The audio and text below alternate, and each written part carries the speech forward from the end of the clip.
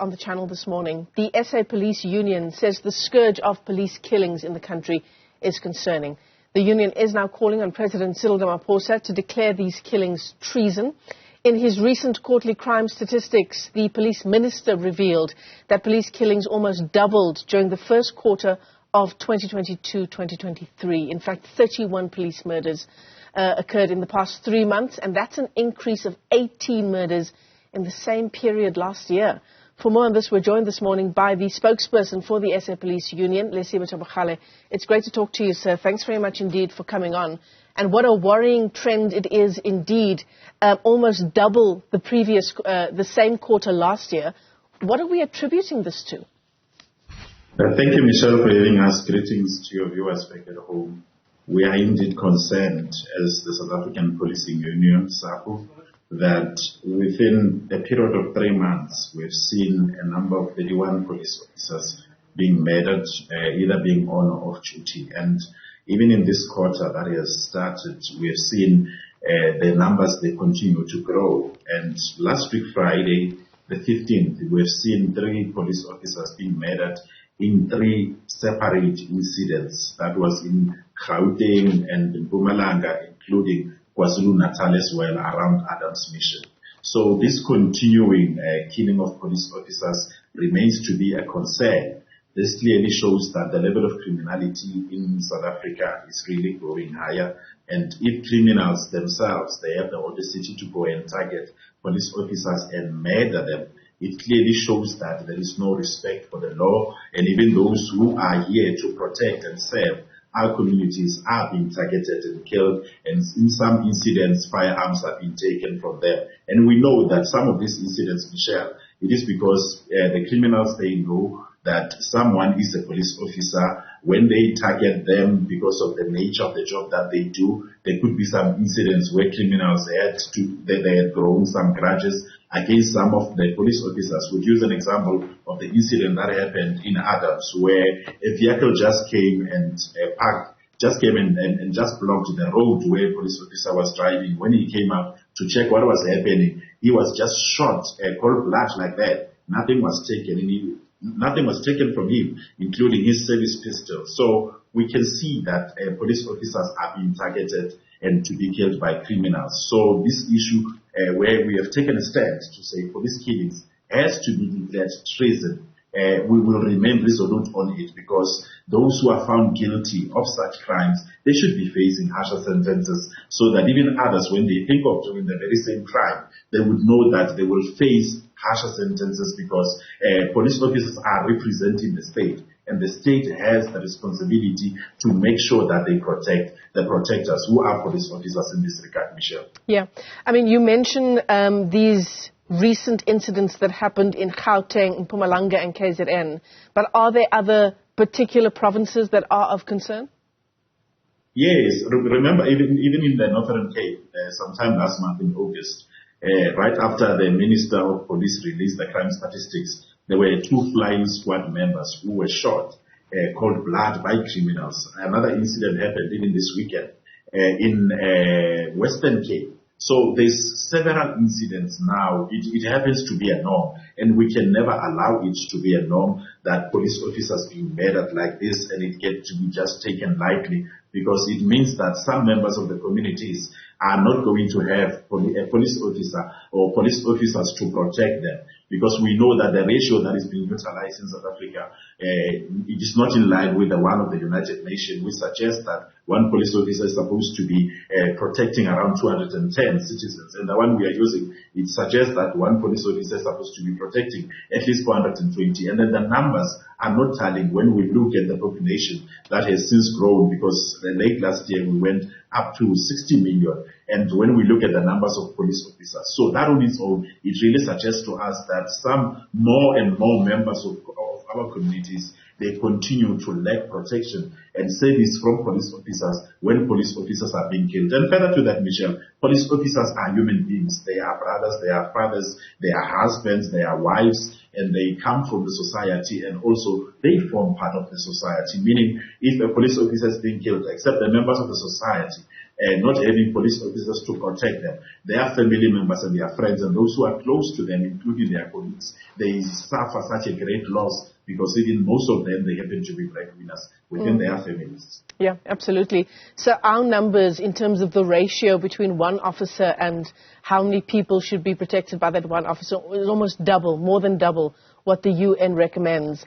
Not only, as you say, Lesiba, does it put the communities involved at greater risk, but it also makes the job of that one officer almost impossible. It does, Michelle, because if one police officer is supposed to be responsible for at least 210 citizens, and looking at the numbers of SAPS members, whom lately there were around 173,000, out of that we take at least 32,000 those who are doing administrative duties because they fall under the Public Service Act. And on top of those operational members who are supposed to be boots on the ground, some of them, majority of them are in offices performing such office admin duties and so on. So meaning that we've got lesser boots on the ground, meaning that one police officer find themselves having to do even a job that is supposed to be done by more members when we look at the population that our police officers are serving within our communities. Project 10,000 broad numbers, but those numbers are just there to go and replace the natural attrition and the losses that we had since the start of COVID, and those who left the service through early retirement, and others who have left through resignation, and so on. So indeed, police officers are overwhelmed. They are doing the duties that are supposed to be done by more police officers. There is more that needs to be done. We appreciate the recruitment of the 10,000 that has been happening over the years, but we are worried now with the austerity measures to say with the budget cut, where SAPS was also told, informed like other departments, that they need to cut their budget with 10%. So it remains to be a worrying factor to say next year, are we going to have the very same project, 10,000, in order to capacitate the police? So it remains to be a worrying factor for us as a union, because you cannot cut the budget of SAPS, because we are talking about safety and security here. Instead, the budget of SAPS is supposed to be even increased so that the South African Police Services could be able to fulfill its constitutional mandate. Yeah, absolutely. Yeah, safety and security is an issue, Lesiba, but so is morale, right? The job is hard enough as it is, putting your life on the line every day just going to work. What does the spate of killings then do to the issue of morale? Morale is an issue. It's problematic. Imagine you are with your crew and your crew gets shot and killed in front of yourself. Clearly that would traumatize you. It will leave you with trauma. And further to that, when we look at the conditions of service, the issues of promotions, we know that there is no upward mobility that is guaranteed for our members within the South African Police Services, because there is no promotion policy that really guides the upward mobility of the members.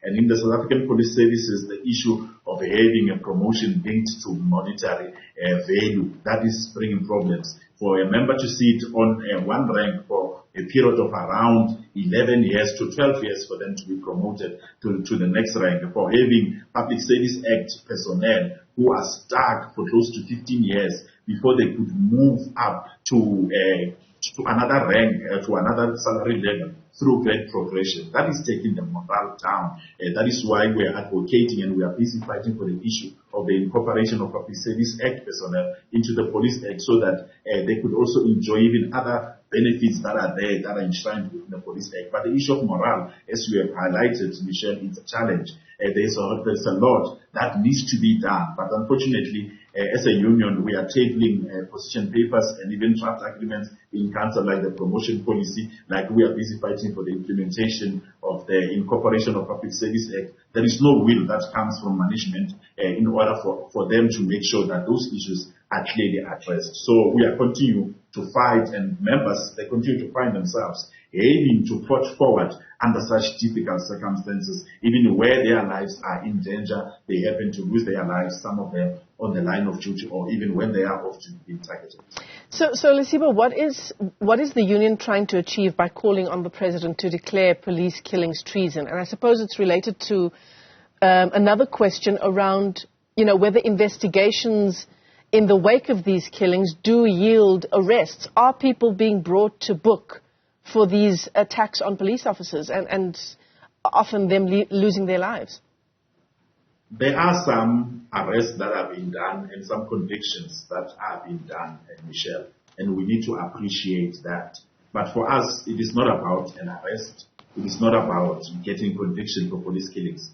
We want a 0% when it comes to police killings. No police officer deserves to be killed, whether on the line of duty or off duty, because you remain to be a police officer at all times, whether you are on or off duty, because you have taken an oath and you take it once. What we wish to achieve by saying that the president should declare it treason, it means that the lawmakers then will go tighten the law when it comes to those who are being brought to book, who are found guilty of such crimes, so that they can face those harsher sentences, because if harsher sentences are clearly imposed on them, because then they would have committed crime against the state, and any crime committed against the state, it is being considered to be a very, very serious crime, and such the punishment or the sentencing thereof has to be harsher as well. That is what we are trying to achieve, and by so doing, if we achieve that,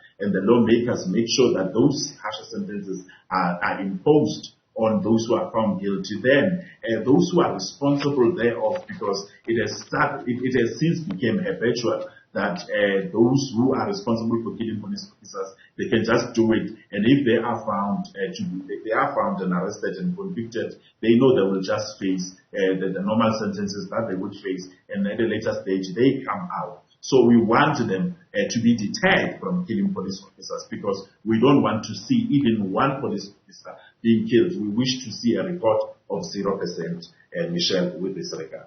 I suppose the thing that complicates the matter, Lesiba, is the instances, and there have been a few over the years, where police themselves are involved in attacks on their colleagues. How do we even begin to deal with that? Those who are found, because if you attack your own colleagues, it means that you are not abiding with the oath of office that one has taken.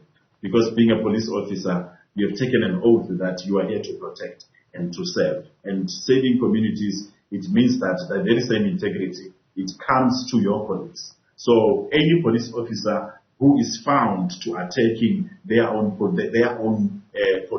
police officers and their own members, that on its own, it means that they do not have a place within the South African police services. Under such circumstances, those who are found to have committed such, they should also face the very same harsher sentences, because we know that the majority of our members are doing what is expected of them. When we look at the jails, which are overcrowded as we speak, Michelle, it is clearly because good police officers are the ones that have made sure that investigations were done, arrests were done, they went to court and testified, and convictions were then secured. So the good work that is being done by good police officers should be appreciated, and we want to take this opportunity as SAPU to appreciate the good work that is being done by the majority of the police officers, and say those whom are not doing what is in line, what is not in line with their oath, we are still urging them to stop and change and abide by the oath of office that they have taken when they joined and became police officers,